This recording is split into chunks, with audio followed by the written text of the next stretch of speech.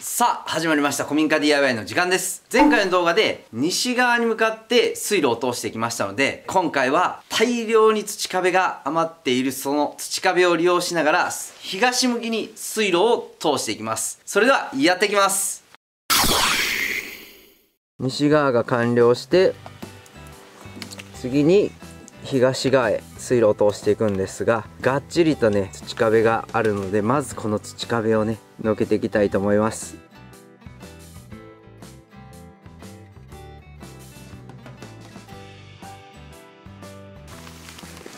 いやー、なかなかの量で全くびくともしないですね。やっぱりこういう大型の DIY は計画的にやらないといけないですね。とりあえずでここに土壁を置いたんですけど、死ぬほど後悔してます。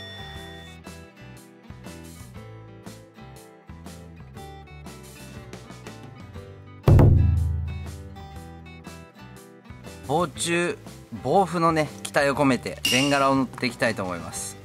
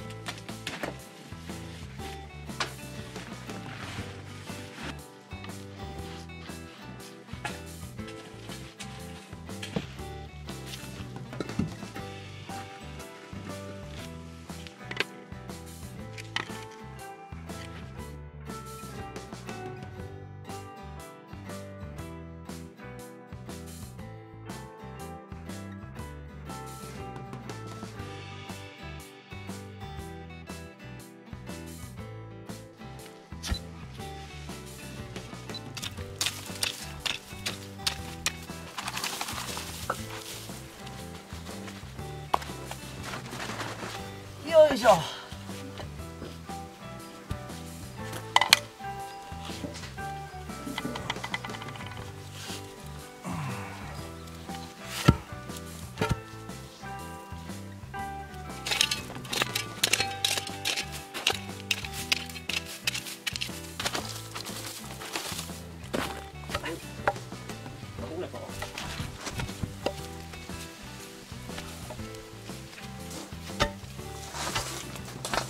ここにたくさんあった土壁がようやくなくなりました。ここにあった分はほぼ再利用できました。すっきり。前回作った水路があちらですね。ここからずーっと反対側、こちら側ずーっとね引っ張って、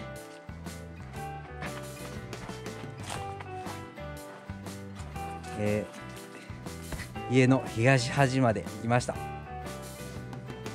この部分ですね、高さをなじませていきたいので、水路と同じようなレベルで合わせたいと思います。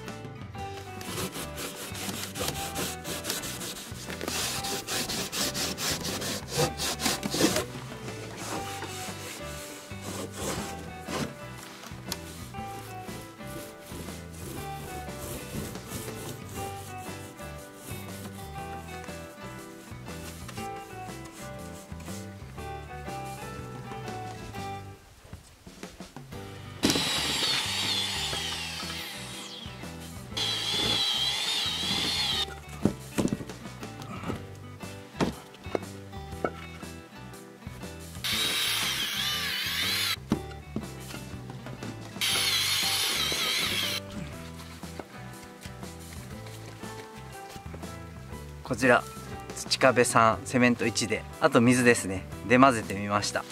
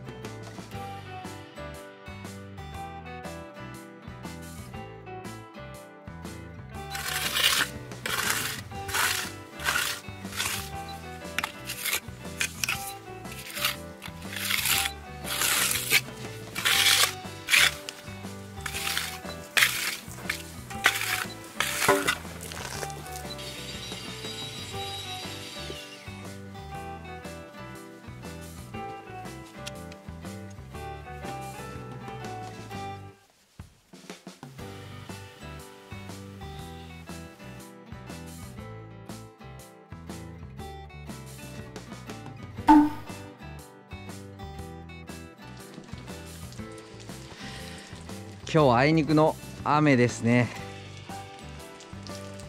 昨日塗ったところも雨でちょっと穴ぼこが開いてますね。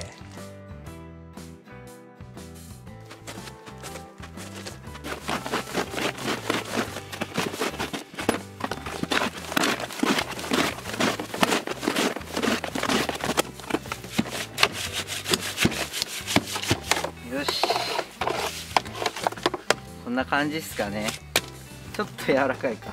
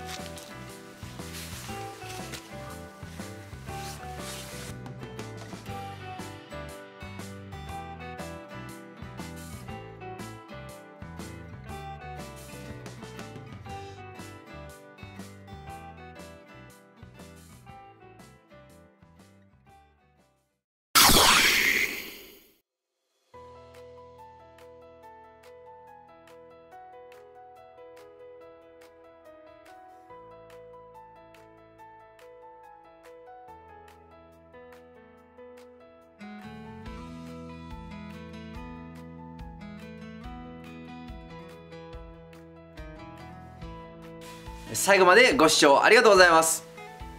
いや、完了しました。水路が。でね、土壁をすっきり使うことができたので、本当に気持ちいいですね。大量にね、土壁があったので、再利用をどうしようかっていうのをね、すごい考えてたんで、水路っていう形で再利用できたのが、一つ今回良かったなと思ってます。今回非常に迷いながらね、作業してたんで、ちょっと見づらい点もあったかと思うんですけども、今後ともね、ちょっと迷いながらのね、作業も多々発生するんですけど、お付き合いください。それでは次はいよいよ部屋の中ですね。シロアリ対策で、この布基礎の土の改善みたいなことができるようなので、土壌改善っていうのをやっていきたいと思います。それでは次回もぜひぜひご視聴してください。それでは。